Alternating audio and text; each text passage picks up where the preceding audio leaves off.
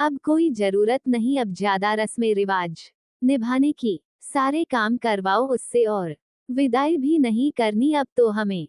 देखते कैसे इसके पीहर वाले यहाँ आते हैं। सहमी सकुचाई सी विभा अपने ससुराल के कमरे में बैठी थी। बाहर ससुर जी के चिल्लाने की आवाज लगातार कमरे में आ रही थी। सभी उसके मायके वालों पर काफी गुस्सा थे। कल ही तो शादी हुई उसकी। रिश्ते के चाचा जी शराब के नशे में उसके ससुराल वालों के संग हाथापाई पर आमादा हो गए थे। बारात वापस आने की नौबत आ गई थी। वो तो विभा के पापा ने काफी हाथ पांव जोड़े तो विवाह संपन्न हुआ, लेकिन सारे बाराती गुस्से में थे। विभा की मां ने विदाई में रोने से ज्यादा समय विभा को ये समझाने में लगा दिए कि बेटी, अब इस घर की लाज तुम्हारे हाथ में है। अपनी तरफ से ससुराल वालों को कोई मौका न देना। शिकायत का कमरे में बैठी विभा को ससुर जी और सबकी बातें सुनकर जी हल्क में आ रहा था, पर दिल विद्रोह भी कर रहा था। क्यों सहे वो ये ताना, जब उसके मायके वालों और उसकी गलती न है तो। लेकिन तभी माँ की बातें याद आ जाती और दिल का गुबार आंखों के आंसू के माध्यम से निकलने लगता। रस्में भी अब समाप्त हो चुकी थीं और पति से मिलने की बेला भी आ गई। पति ने अपना प्रेम तो बखूबी निभाया, पर परिवार के सामने कुछ न बोलने की हिदायत भी साथ में दे दी। पति के इस व्यवहार से विभा के दिल में कहीं कुछ टूट सा गया था। शादी में आए मेहमान भी अब धीरे धीरे चले गए। सासू माँ विभा को घर के तौर तरीके समझाने लगी, लेकिन विभा के चेहरे पर एक उदासी हमेशा छाई रहती थी।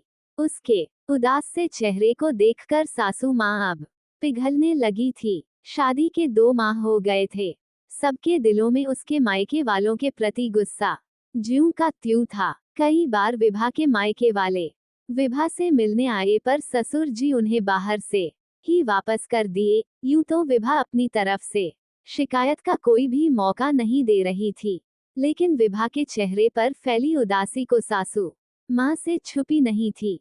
इन्हीं सबके बीच उसके गर्भ में हलचल सी मचने लगी। विभा ने माँ बनने की खबर सुनाई। बच्चे की आने की आहट ने सबके गुस्से को थोड़ा नरम कर दिया था।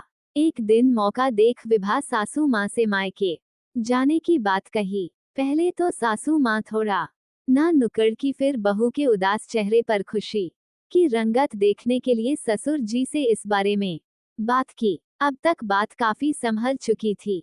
विभा को आखिरकार मात्र 2 दिनों के लिए मायके जाने की इजाजत मिल गई। विभा मायके के देहरी पर माँ के गले लग के घंटों रोती रही। माँ भी अपनी बिटिया को पूरे 6 माह बाद देख रही थी। न रो बेटी, यही जगत की रीत है। माँ का ये दिलासा भी विभा की कान में गूंजते रहा था। माँ, काफी मुश्किल है उस घर में रहना। उस घर में औरतों की कोई इज्जत नहीं, सिर्फ खाना बनाना और रात गए अपने पति को खुश करना, बस यही औरतों की भूमिका है। माँ, सच कहूँ तो उस घर में मैं अपने लिए जीना ही छोड़ दी हूँ। आपने क्लास की टॉपर स्टूडेंट हूँ, ये बात तो मैं न जाने कब की भूल गई हूँ। मेरे सपनों का क्या होगा?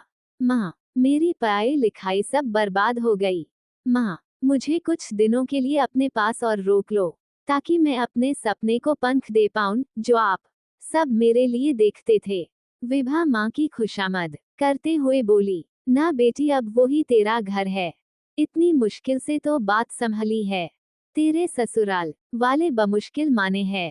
अब तू अपनी पढ़ाई, नौकरी और सपनों के लिए फिर से ससुराल वालों को गुस्सा न दिला। विभा की माँ सहमते हुए विभा को समझाए। माँ की ऐसी बातें सुन विभा का दिल एक बार फिर टूट गया। उसे समझ आ गया कि अब मायके में भी उसके सपनों को पूरा करने में उसका साथ कोई न देगा। विभा 2 दिन मायके में रहने के बाद अपने सारे डॉक्यूमेंट्स लेकर ससुराल चली आई। अब तक मायके से साथ का आस था, पर अब वो आस न रह गया। विभा अब दिल ही दिल खुद को कड़ा बनाने का प्रयास करने लगी। अब ससुराल में ही कुछ फुर्सत के पल चुराकर अपने स्वाध्याय को देने की कोशिश करने लगी। ठीक समय पर उसने एक बेटे को जन्म दिया, लेकिन बच्चे के जन्म के साथ ही जिम्मेदारियां भी बढ़ गई। वो पढ़ना और अपने सपनों को भी भूलने लगी। बेटा 4 साल का हो गया। वो स्कूल जाने लगा था। अपनी टूटी फूटी बातों से सबका दिल मोहने लगा, लेकिन उसकी शब्दों में स्पष्टता नहीं आ रही थी। बार बार बच्चे के स्कूल से ये बात उसको बोली जा रही थी। विभा को भी अपने बच्चे की जबान की लड़खड़ाहट समझ में आने लगी। वो पति से बच्चे को दिखाने की जिद की। फिर दोनों बच्चे को बड़े शहर में दिखाने लाए।